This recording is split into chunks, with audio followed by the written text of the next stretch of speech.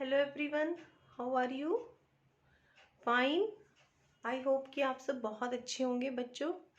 चलिए, आज हम बहुत दिनों बाद आपकी क्लास 7th की केमिस्ट्री से रिलेटेड वीडियो लेके आए हैं। शायद ये चैप्टर आपके एग्जाम्स में अभी जो होने वाले हैं रिसेंटली उसमें आ भी रहा है। ठीक है, are you comfortable with me? Okay, now we will start. Okay, मैं शिप्रा अग्रवाल। अब तो आप सब जान ही गए हैं, और मेरे चैनल का नाम अमेजिंग साइंस। ठीक है, शेयर करना, लाइक करना और सब्सक्राइब करना मत भूलना। जो भी नए बच्चे हैं वीडियो देख रहे हैं वो प्लीज़ सब्सक्राइब जरूर करें। चलिए आइए स्टार्ट करते हैं। तो आज हम पढ़ेंगे चेंजेस के बारे में। ठीक है, चेंजेस, वाटर चेंजेस। चेंजेस क्या होते हैं? ठीक है, तो चेंजेस के बारे में आज हम पढ़ेंगे। जो चेंजेस होते हैं, यू नो वेरी वेल कि चेंजेस नेचर में हर जगह देखने के लिए मिलते हैं, हर जगह पाए जाते हैं चेंजेस। ठीक है, चाहे हम अपने घर में देखें तो भी हम रोज़मर्रा अपनी डेली लाइफ में बहुत सारे चेंजेस देखते हैं। और ये चेंजेस हमारे 2 टाइप्स के होते हैं। चेंजेस का मतलब होता है बदलाव, किसी भी चीज़ में चेंज होना। ठीक है, तो ये चेंजेस हमारे 2 टाइप्स के हैं। ओके, इसमें फिजिकल चेंजेस और दूसरा है आपका केमिकल चेंजेस। 2 तरह के चेंजेस आपके देखने के लिए हमारे यूनिवर्स में मिलते हैं। ठीक है, चेंज जो है हमारा, it is a law of nature. ये हमारे लॉ है नेचर का लॉ है, यानी कि बदलाव हमारी नेचर में जरूर होता है। ठीक है, तो पहले हम क्या पढ़ेंगे? पहले हम फिजिकल चेंजेस के बारे में जानेंगे कि फिजिकल चेंजेस क्या होते हैं। तो a physical change is a temporary change which changes the physical appearance of a substance without changing it's chemical composition. इस लाइन का मतलब क्या हुआ कि कोई भी आपने सब्सटेंस ले लिया तो उसमें आपके सब्सटेंस के शेप में चेंज आ जाए, या साइज में चेंज आ जाए, या स्टेट में चेंज आ जाए। ठीक है, लेकिन उसमें कोई नया सब्सटेंस ना बने, no new substance is formed, यानी कि जो उसका केमिकल कंपोजिशन है, दैट इज जो केमिकल कंपोजिशन है सब्सटेंस का, वो एज इट इज रहे, यानी कि उसमें कोई चेंज ना आए। ठीक है, chemical composition remain as it is, जैसे था वो पहले ऐसा ही रहे। जैसे आपने एक रबर का पीस ले लिया, ओके, तो उसे काट दिया छोटे छोटे पीसेस में, लेकिन वो क्या रहा? रबर ही रहा, है ना? रबर ही तो रहा वो, उसे काटने के बाद भी। इसी तरह से आपने एक रबर बैंड ले ली, उसको स्ट्रेच कर दिया, फिर बहुत सारा स्ट्रेच कर दिया, है ना, लेकिन वो रबर बैंड ही रहा। या फिर पानी है, वाटर लिया, आइस बना दिया आपने, लेकिन फिर आइस को मेल्ट किया, तब भी वो वाटर ही रहा। तो ये सब हमारे फिजिकल चेंजेस में आते हैं। ओके, जो फिजिकल चेंजेस होते हैं वो ज्यादातर रिवर्सेबल होते हैं। कैसे होते हैं? रिवर्सेबल होते हैं, रिवर्सेबल। लेकिन कभी कभी वो इरिवर्सेबल भी हो सकते हैं, देखो इसमें ये स्ट्रेच किया आपने, चाहे स्प्रिंग ले लीजिए चाहे रबर बैंड ले लीजिए, उसको वापस छोड़ा तो ये उसी अपनी ओरिजिनल पोजीशन में आ गया, तो ये रिवर्सेबल हो गया आपका ये वाला चेंज। वाटर से आपने आइस बनाई, आइस से फिर आपने वाटर कर दिया, है ना, मेल्ट करके, तो वाटर ही रहा, है ना, तो ये आपका रिवर्सेबल हो गया। लेकिन जैसे आपने ये मैंने बताया ना रबर ली इरेजर, और उसको पीसीज में काट दिया, इसकी शेप में चेंज आ गया, लेकिन इन पीसीज को अगर आप फिर से आपस में ज्वाइन करोगे तो वही शेप तो नहीं लेगा ये जो ओरिजिनली थी, तो ये आपका इरिवर्सिबल में आ गया। अच्छे से समझ में आ गया बच्चों आपको फिजिकल चेंज? ठीक है। या फिर आपने इसके अलावा कोई वेजिटेबल ले ली, भाई मूली गाजर वगैरह कुछ भी ले लिया है ना, उसको आपने पीसेस में काट दिया, उनको ज्वाइन करोगे तो क्या वही शेप आप दोबारा से ले पाओगे? नहीं ले पाओगे, तो ये आपका इरिवर्सिबल में आ गया। फिजिकल चेंजेस वैसे मोस्टली आपके क्या होते हैं, मैंने बताया रिवर्सिबल होते हैं, लेकिन कभी कभी वो इरिवर्सिबल भी हो सकते हैं। ओके, आई होप कि यहाँ तक आपको सब समझ में आ गया होगा। तो इस बेस पर आप क्या कह सकते हो, फिजिकल चेंजेस की कैरेक्टरिस्टिक फीचर्स डिफाइन कर सकते हो, क्या क्या होती हैं? It is a temporary change, it is a temporary change, जो इट कैन बी रिवर्सिबल और sometimes it may be irreversible. ठीक है, पहला कैरेक्टरिस्टिक फीचर तो ये हो गया आपका। सेकंड मैंने क्या बताया, केमिकल कंपोजिशन एंड प्रॉपर्टीज। जो प्रॉपर्टीज हैं भाई, वाटर की प्रॉपर्टीज हैं, आइस की भी वही अधिकतर प्रॉपर्टीज हैं, वो चेंज नहीं होती हैं, रिमेन अनचेंज्ड रहती हैं वो। दूसरा ये है कि उसमें फिजिकल चेंज होता है, साइज शेप और स्टेट में ही चेंज होता है। फिर मैंने आपको बताया no new substance is formed. ठीक है, फिर आपको मैंने एक पॉइंट अभी नहीं बताया जो मैं आपको बताने जा रही हूँ, एनर्जी से रिलेटेड, ENERGY, एनर्जी। ठीक है, तो जब भी देखिए आप एक बात जानिएगा कि जब भी कोई चेंज होगा तो एनर्जी जरूर चेंज होगी। ठीक है, चाहे वो उसके अंदर जाए और चाहे उसमें से बाहर आए, है ना। तो ये मैं आपको भी आगे बताऊंगी, केवल आपको ये ध्यान रखना है कि फिजिकल चेंजेस के जब फिजिकल चेंज होते हैं तो उस ड्यूरेशन में हमारे एनर्जी मे बी चेंज और मे नॉट बी चेंज, मतलब चेंज भी हो सकती है हमारी एनर्जी और चेंज नहीं भी हो सकती है। तो इसके एग्जाम्पल आप बताओगे? ठीक है, तो इसका मतलब फिजिकल चेंज की क्या डेफिनेशन हो गई, फिजिकल चेंज और temporary change which changes the physical appearance, ठीक है, of a substance without changing it's chemical composition. ये इसकी डेफिनेशन हो गई है। अब हम इसके एग्जाम्पल्स के बारे में बात कर लेते हैं फिजिकल चेंज के, है ना। जैसे कटिंग ऑफ ट्रीज है, ओके, और वाटर साइकिल है आपकी, ये सारे के सारे, ब्रेकिंग अ ग्लास वेस है, ठीक है, और आपका टीयरिंग पेपर है, मोल्डिंग क्ले है, तो ये सारे के सारे, कटिंग ऑफ वेजिटेबल्स है, ये सारे के सारे आपके फिजिकल चेंजेस में आ जाते हैं। अब हम दूसरा आपका पढ़ेंगे केमिकल चेंज, ये सेकंड वाला केमिकल चेंजेस के बारे में अब हम डिटेल में पढ़ेंगे। ठीक है, चले। तो केमिकल चेंज इसका जस्ट अपोजिट होता है, ये परमानेंट होता है। केमिकल चेंज कैसा होता है? परमानेंट। फिर इसमें न्यू सब्सटेंसेस बनते हैं, नए नए सब्सटेंसेस बनते हैं। ठीक है, पुराने सब्सटेंसेस आपके नए सब्सटेंसेस में कन्वर्ट हो जाते हैं। ओके, तो आपको ये समझ में आ रहा है क्या बताया मैंने, कि ये परमानेंट होते हैं केमिकल चेंजेस और इसमें न्यू सब्सटेंसेस फॉर्म्ड होते हैं।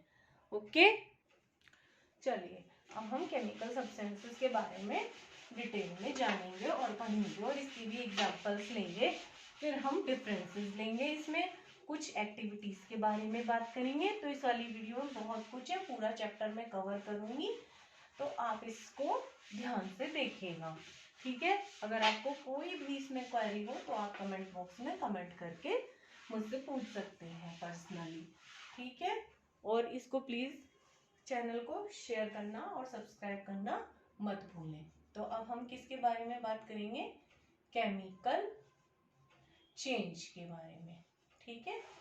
केमिकल चेंज क्या होता है हमारा केमिकल चेंज, ठीक है बच्चों।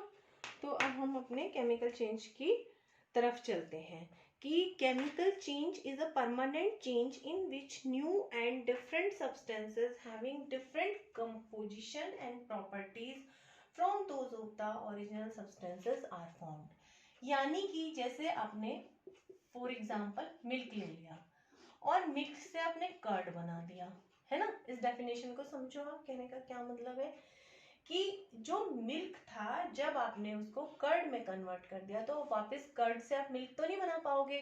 तो इसका मतलब क्या हो गया, ये आपका परमानेंट चेंज हो गया, परमानेंट हो गया।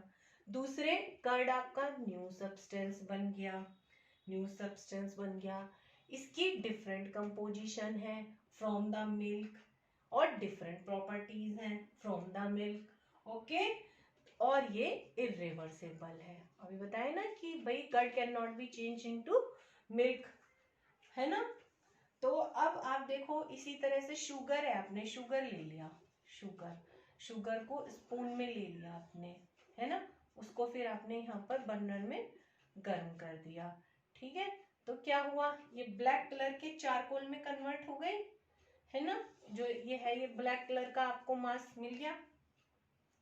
तो इस ब्लैक कलर के सब्सटेंस में ना तो शुगर की प्रॉपर्टीज है, ना ही ये स्वीट इन टेस्ट है ना। और जितना ये मटेरियल बना ये सारा का सारा कार्बन है आपका। तो ये कैसा चेंज हो गया आपका, केमिकल चेंज हो गया, जो परमानेंट है, न्यू सब्सटेंस बनाता है और इरिवर्सिबल होता है, ठीक है। इसके अलावा जो फ्यूल है आपका, बर्निंग ऑफ फ्यूल है, राइपनिंग ऑफ फ्रूट है, रस्टिंग ऑफ आयरन है ना, बॉइलिंग ऑफ एग है।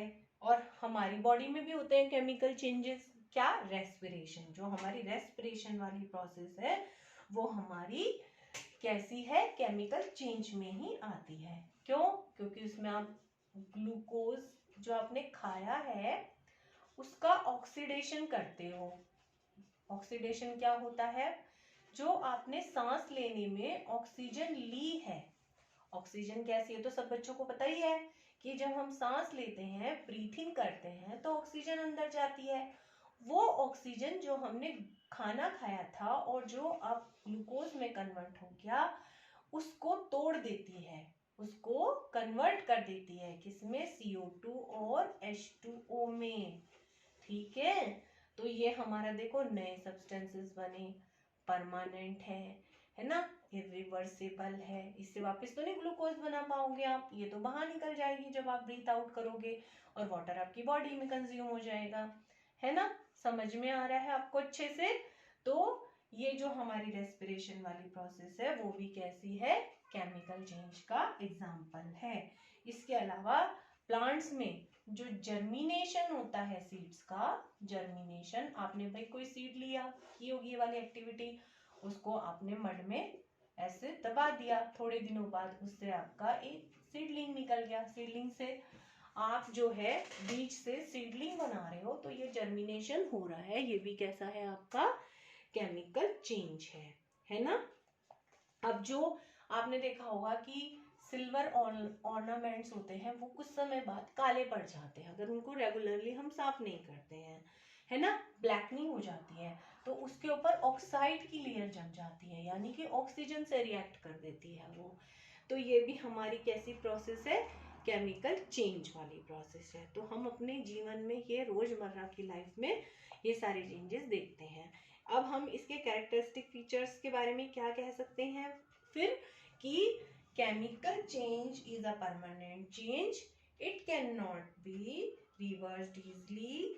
One or more new substances are formed. उन वो जिनकी की the composition and properties of the original substance changes, जो ओरिजिनल सब्सटेंसेस हैं उनके changes during a chemical change. और मैंने अभी आपको पीछे भी बताया था कि जब भी कोई चेंज होता है तो उसमें एनर्जी यूज होती है, या तो वो एब्जॉर्ब होती है या फिर वो एनर्जी रिलीज होती है। तो इसमें केमिकल चेंज में तो होता ही है, या तो हीट इवॉल्व होगी, हीट या लाइट की फॉर्म में आपकी एनर्जी ठीक है, ये अभी मैंने एग्जांपल भी दिया है आपको ग्लूकोज वाला, इसमें एनर्जी भी हमारी मिलती है हमको, जो हम अपने कामों में यूज करते हैं। जैसे आप अब सुन रहे हैं मुझे, मैं बोल रही हूँ, तो ये सब एनर्जी यूज करके ही हम कर पा रहे हैं। ठीक है, तो एनर्जी क्या होती है, या तो इवॉल्व होती है और एब्जॉर्ब होती है ना। एब्जॉर्ब कहाँ हो रही है, देखो जर्मिनेशन में एब्जॉर्ब हो रही है ना, क्योंकि कहीं ना कहीं कुछ ना कुछ होगा। और इसमें हमेशा इनिशियल सब्सटेंस के मास में भी चेंज होता है। There is usually a change in the mass of the initial substance, यानी कि जितना मिल्क आपने लिया है जरूरी नहीं है उतनी ही कर्ड आपको मिलेगी। ठीक है, इसमें हम एक एग्जांपल ले सकते हैं बर्निंग ऑफ कैंडल का। ठीक है, जिसमें कि आप दोनों चेंजेस ऑब्जर्व करते हो, फिजिकल भी और केमिकल भी। ठीक है, तो जब ये कैंडल बर्न होती है, जलती है, तो इसमें दो प्रोसेस होती हैं। एक तो आप देखते हो कि वैक्स यहाँ पर ड्रॉप बाय ड्रॉप गिरता रहता है ना, जिस पर भी आपने उसको सरफेस पर रखा है। ओके, तो ये तो हो गया आपका फिजिकल चेंज। कुछ वैक्स इसमें यहाँ पर जल भी रहा है, तभी तो आपको वो लाइट एनर्जी दे रहा है, लाइट और हीट एनर्जी, है ना। तो वो आपका केमिकल चेंज हो रहा है, उसमें आपके कार्बन डाइऑक्साइड और वाटर वेपर बन रहे हैं। ठीक है, तो अब आप फिजिकल चेंज और केमिकल चेंज में डिफरेंस कर सकते हैं। यस, बिल्कुल कर सकते हैं भाई। फिजिकल चेंज में क्या था, इसका अपोजिट करते जाओ, no new substance is formed. Chemical change में क्या था, new substance is formed. Physical change में सेकंड क्या था, no change in the chemical composition of the substance. Chemical में क्या था, change in the chemical composition of the substance. देखो, मिल्क से कर्ड डिफर है, ग्लूकोज से कार्बन डाइऑक्साइड डिफर है ना, डिफरेंट है। और शुगर से कार्बन बिल्कुल अलग है, सीड से सीडलिंग बिल्कुल अलग है। वैक्स जो जल रहा है उसमें आपकी कार्बन डाइऑक्साइड और वाटर बन रहे हैं, वो बिल्कुल अलग है वैक्स से। फिर ये बताया था फिजिकल चेंज टेम्परेरी होता है, केमिकल चेंज परमानेंट होता है। कुछ फिजिकल चेंजेस में या तो एनर्जी एब्जॉर्ब होती है, हो भी सकती है, नहीं भी हो सकती, रिलीज भी हो सकती है, नहीं भी हो सकती। लेकिन केमिकल चेंजेस में हमेशा, मोस्टली केमिकल चेंजेस में एनर्जी या तो एब्जॉर्ब होगी या फिर इवॉल्व होगी, यानी कि रिलीज होगी। ठीक है, आ रहा है आपको समझ में।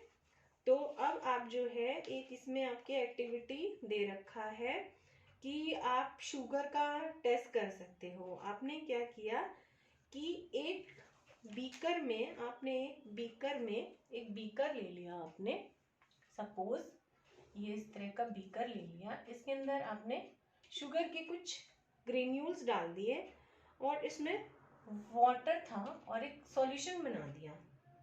इस सॉल्यूशन को आपने यहाँ पर चाइना डिश में रख दिया।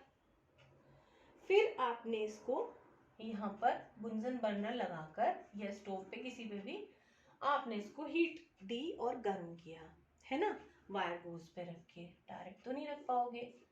ओके, तो फिर आप कुछ देर बाद देखते हो जो वाटर है आपका वो इवेपोरेट हो जाता है पूरा का पूरा, और फिर आपके यहाँ पे कुछ ग्रेन्यूल्स या रेजिड्यू बच जाते हैं। जब आप उन्हें टेस्ट करते हो तो वो मीठे होते हैं, है ना, यानी कि वो चीनी ही है, वापस मिल गई हमें शुगर। तो ये हमारा किसका एग्जाम्पल है, फिजिकल चेंज की एक्टिविटी है। You can do it at your home. ठीक है, अब हम बर्निंग ऑफ पेपर की बात करते हैं। आपने कुछ पेपर्स ले लिए, उनको आपने बर्न किया। ठीक है, बर्न करने के बाद क्या हुआ, आपको यहाँ पर ब्लैक कलर की कुछ ऐश मिली, रेजिड्यू मिला, जो कार्बन है आपका, वो बिल्कुल टोटली डिफरेंट है जो आपने पेपर लिया था उससे बिल्कुल। तो ये आपका केमिकल चेंज हो गया। ठीक है, अब हम इसमें एक अच्छी सी एक्टिविटी भी करेंगे जिसमें हम आयरन की फीलिंग्स लेंगे।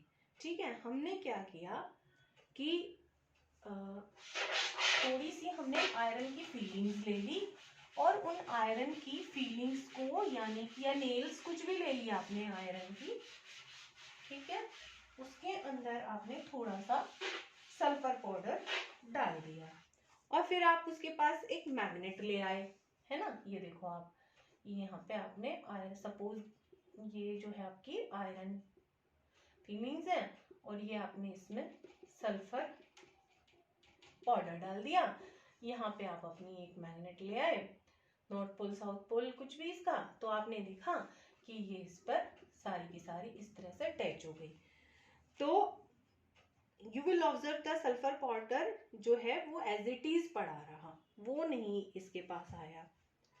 अब आपने दोबारा क्या किया, है ना, सेकेंड उसमें एक टेस्ट ट्यूब ले ली, ठीक है। इस टेस्ट ट्यूब में आपने यहाँ पर थोड़ा सा सल्फर पाउडर को कार्बन डाइसल्फाइड में, कार्बन डाइसल्फाइड भी एक सॉल्वेंट होता है वाटर की तरह, उसमें डिजोल्व करके भर दिया और यहाँ पे आपने ये आयरन नेल्स इस तरह से डाल दिए, ठीक है। फिर आपने इसे हीट किया, कुछ देर के लिए इसे हीट किया, ठीक है। तो आपने ये देखा, हीट करने से पहले आपने ये ऑब्जर्व किया कि जो आयरन फीलिंग्स थी आपकी वो इसके अंदर डिजॉल्व नहीं हुई, एज इट इज पड़ी रही, जबकि सल्फर पाउडर जो था, सल्फर पाउडर आपका कार्बन डाइसल्फाइड में CH2 में, ठीक है, वो डिजॉल्व हो गया, ठीक है। अब आपने इसे हीट किया, हीट करने के बाद क्या हुआ, एक ग्रे कलर का मास, ग्रे मास आपको मिला, विल बी फॉर्म्ड। फिर आपने इस ग्रे मास को थोड़ी देर के लिए ठंडा होना रख दिया, है ना। क्या किया आपने, इसको कूल किया। अब जब ये ठंडा हो गया आपका ग्रे वाला मास, फिर आप इसके पास मैग्नेट लेके आए, ठीक है। तो you will observe that the grey mass does not get attracted to the magnet. क्यों, और इसके अंदर ग्रे मास के अंदर एक न्यू कंपाउंड बन गया FeS, आयरन सल्फाइड, ठीक है। तो यानी कि on heating the mixture iron filings and sulphur powder lose their properties, इन दोनों ने अपनी प्रॉपर्टीज को, सल्फर पाउडर ने और जो आयरन की फीलिंग्स थी आपकी, आयरन को हम Fe से डिनोट करते हैं। अब आप बड़ी क्लास में आ रहे हैं तो थोड़ा बहुत आपको जानना चाहिए, कार्बन को C से और सल्फर को S से करते हैं, ठीक है। ये कार्बन डाइसल्फाइड का फॉर्मूला भी है, एक दो फॉर्मूले आपको लर्न होने चाहिए, ठीक है। तो अब जो नया सब्सटेंस बना FeS, उसकी जो प्रॉपर्टीज थी आयरन सल्फाइड की, वो टोटली डिफरेंट थी, किससे, आयरन से और सल्फर पाउडर से जो आपने लिए थे। तो यानी कि ये आपका एक केमिकल चेंज का एग्जाम्पल है, ठीक है। अब हम changes involve, change of state of matter के बारे में पढ़ेंगे, यानी कि एक वो प्रोसेस जिसमें कि एक फिजिकल स्टेट से आप दूसरी फिजिकल स्टेट पर किसी भी सब्सटेंस को कैसे कन्वर्ट करते हो। कैसे करते हो भाई, जैसे पानी ले लिया आपने, है ना, पानी उसे 0 डिग्री सेंटीग्रेड पर ले गए तो वो आपका बर्फ में कन्वर्ट हो गया, आइस में, ये वाटर है आपका, है ना। तो एक पर्टिकुलर टेम्परेचर पर आपने क्या किया, एक स्टेट को दूसरी स्टेट में कन्वर्ट कर दिया, तो इसे हम क्या कहते हैं, चेंज ऑफ स्टेट कहते हैं, ठीक है। इसके बारे में अब हम पढ़ेंगे, इसमें बहुत सारी प्रोसेस हैं।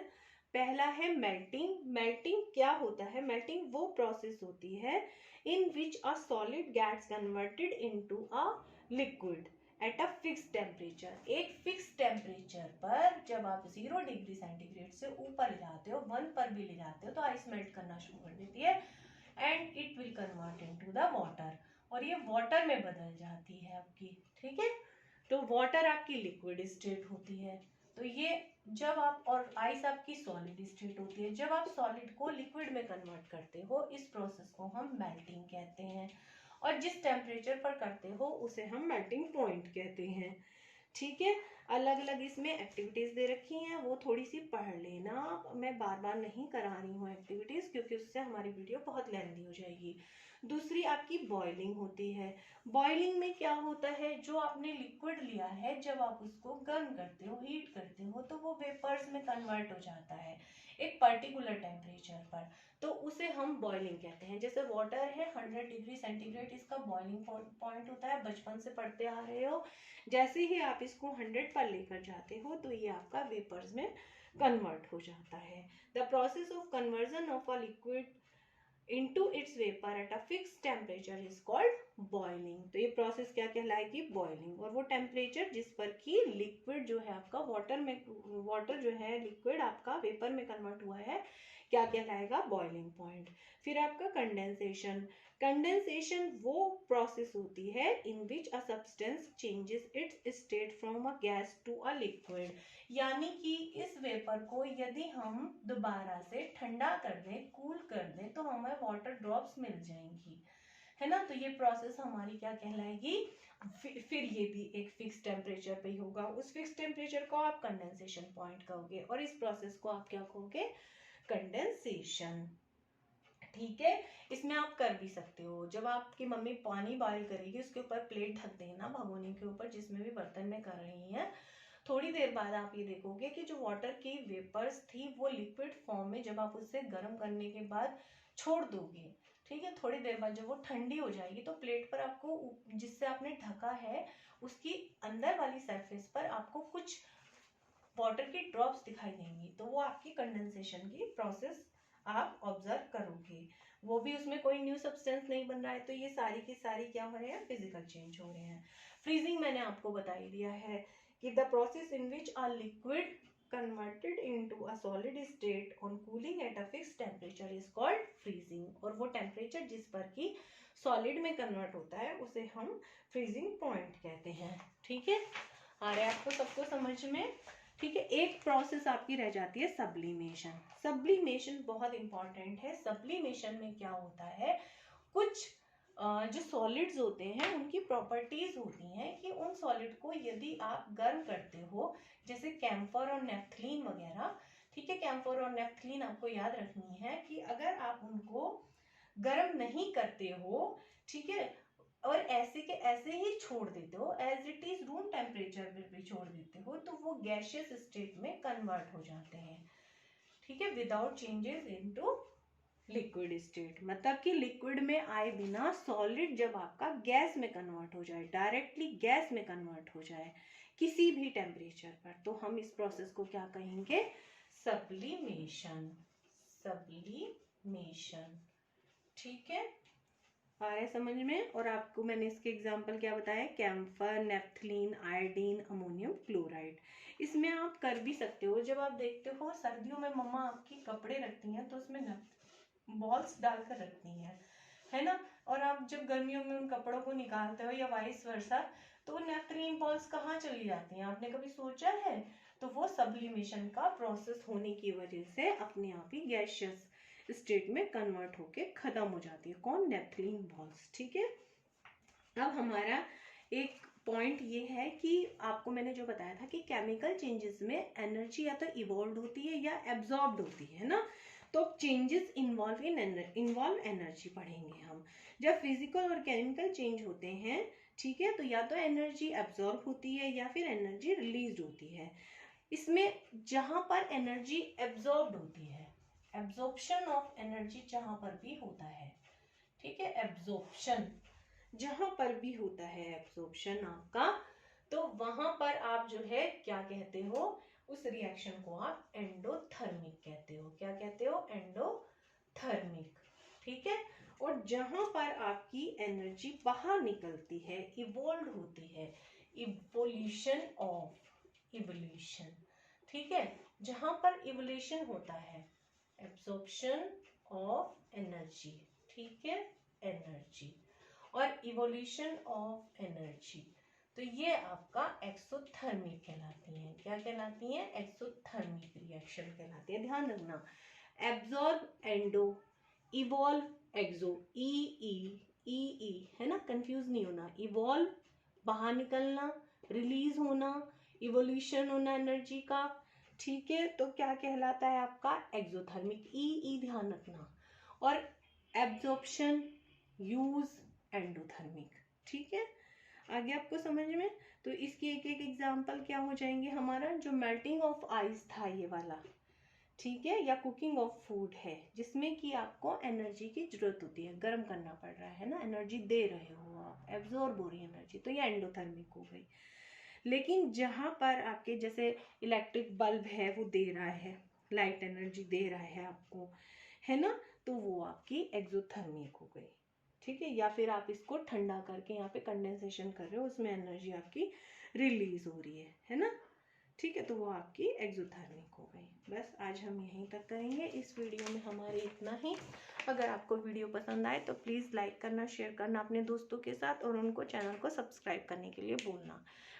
ठीक है, मेरे चैनल का नाम आपको पता ही, amazing science by Shipra Agrawal, YouTube पर। Thank you, take care, bye bye.